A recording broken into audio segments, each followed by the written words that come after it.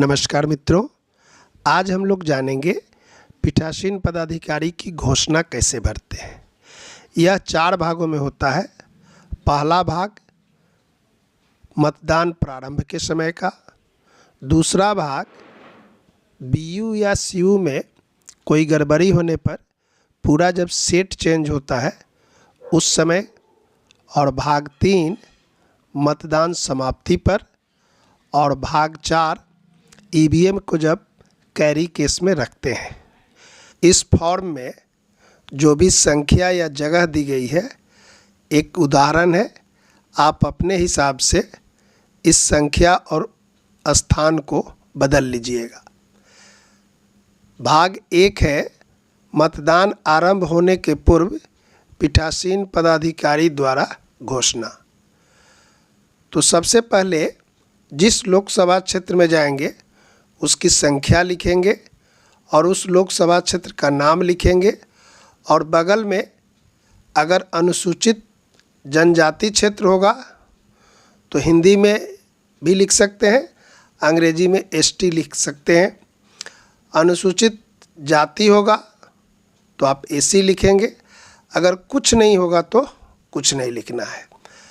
और उसके बाद जिस विधानसभा क्षेत्र में आपकी ड्यूटी होगी उस विधानसभा क्षेत्र का संख्या और उसका नाम, जैसे यहाँ लिखे हैं 02 दुमका लोकसभा क्षेत्र का ये संख्या है, बगल में एसटी लिख दिए क्योंकि एसटी क्षेत्र है, और उसके बाद लिखे जो विधानसभा क्षेत्र है 11 और उसी का नाम लिखे जामा। ये पहला लाइन इस तरह भरेंगे। उसके बाद मतदान केंद्र का क्रम संख्या 249, जिस बूथ पर आप जाएंगे उसकी संख्या लिखेंगे और जो जगह होगा वह लिखेंगे। यहाँ पर हम लिखे हैं प्राथमिक विद्यालय टेंगधुआ, 249 नंबर बूथ है और उस जिस जगह पर है उस जगह का नाम है। मतदान की तारीख 1 जून 2024, आपके क्षेत्र में जिस दिन होगा वह दिनांक भरेंगे।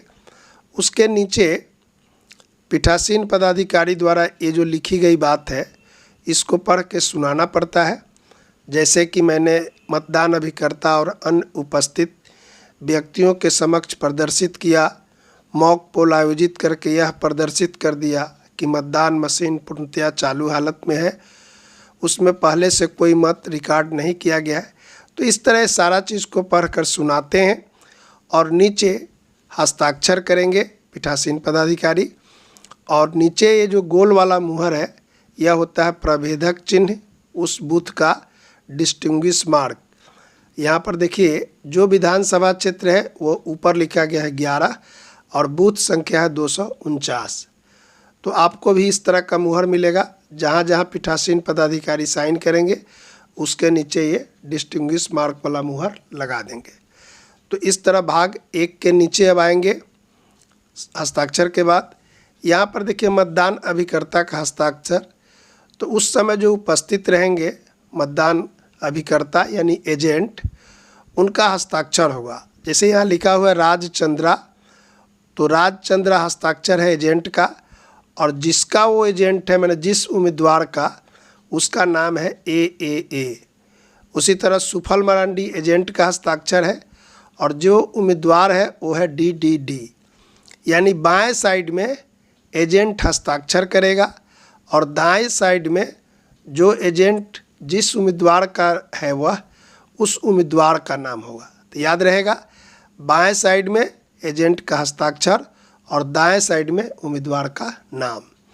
जो लोग हस्ताक्षर नहीं करेंगे उसको भी आप दर्ज कर सकते हैं, तो यहाँ पर कोई ऐसा नहीं किया इसलिए हमने नाम दर्ज नहीं किया।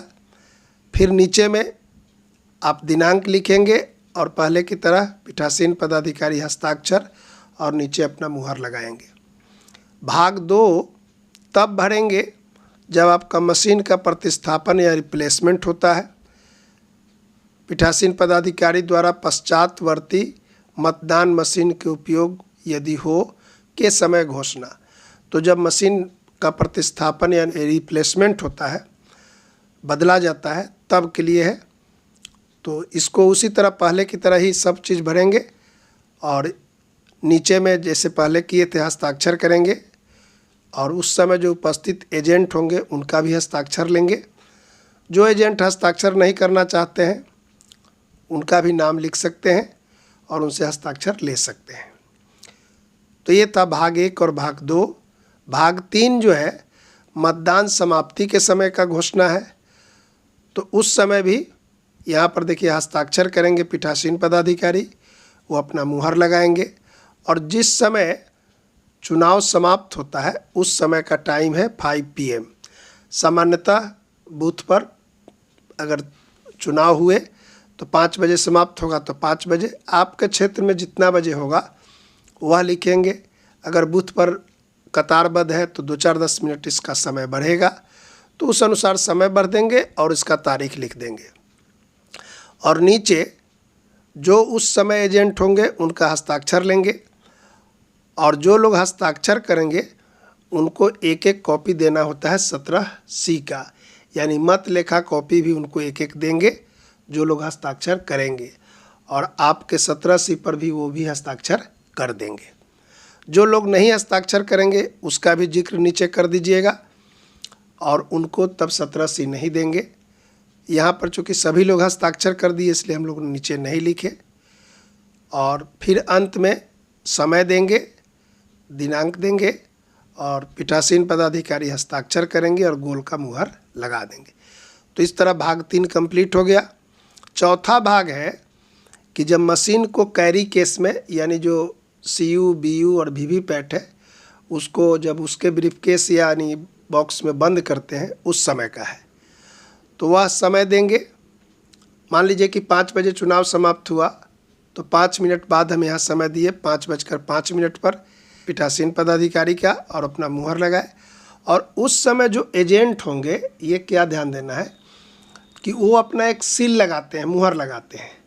तो जो लोग मुहर लगाना चाहते हैं उनका हस्ताक्षर लेंगे और उन्हें मुहर लगाने देंगे। और अगर कोई इनकार करता है, कहेगा कि हम नहीं लगा रहे हैं, तो जैसे यहाँ पर राजचंद्रा AA का एजेंट है और एलविना किस्कू EE उम्मीदवार का एजेंट है, इन दोनों ने अपना मुहर लगाया इसलिए हस्ताक्षर किया।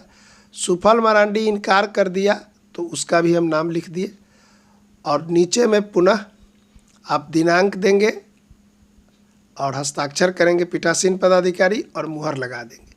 तो बहुत आसानी से आप इसको भर सकते हैं। ध्यान क्या रखना है कि जिस समय चुनाव समाप्त होगा वह समय देंगे और उस समय के बाद आपका कैरी केस वाला यानी भाग 4 का समय दीजिएगा। मुझे उम्मीद है कि आप अपने से इसको भर लेंगे, कोई दिक्कत नहीं होगी। अगला वीडियो में हम पीठासीन की डायरी कैसे भरते हैं उसको देंगे। आज इतना ही रखते हैं। धन्यवाद।